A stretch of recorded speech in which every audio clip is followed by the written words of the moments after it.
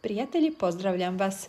Kroz sve ove godine u bašti vidjela sam i probala skoro sve, ali jedan mali trik promijenio mi je način uzgoja biljaka i spasio toliko plodova od propadanja, štetočina i bolesti. Ne učimo se mi samo od biljaka, nego i biljke od nas.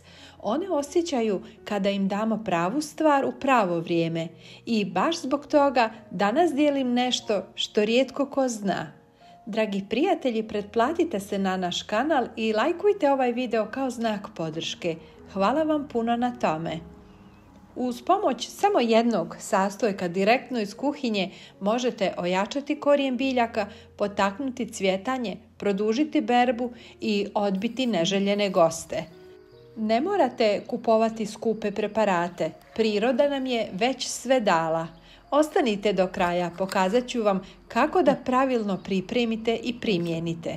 Kad jednom probate i vi ćete ovo koristiti godinama baš kao i ja.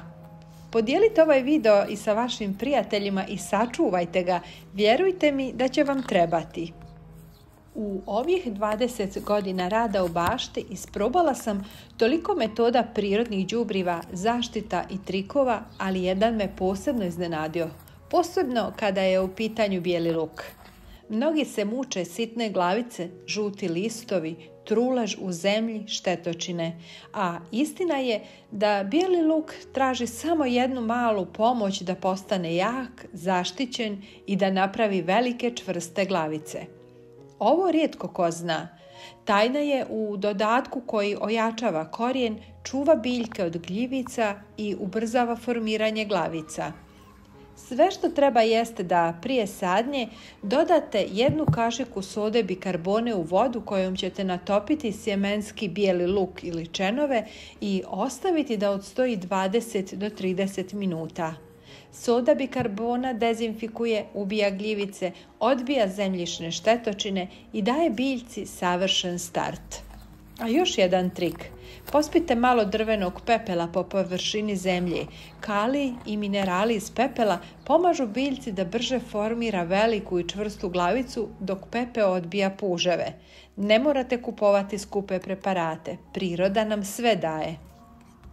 Pa evo i recept. U posudu sipajte 1 litru mlake vode i dodajte 1 kašiku sode bikarbone. Dobro promiješajte dok se potpuno ne rastvori. Stavite čenove u rastvor i ostavite da odstoje 10 do 30 minuta. Ovim uništavate gljivice i bakterije koje napadaju luk u zemlji. Izvadite čenove, lagano osušite i odmah sadite u pripremljenu zemlju. Ovo je odličan savjet za jesenju i proljetnu sadnju luka.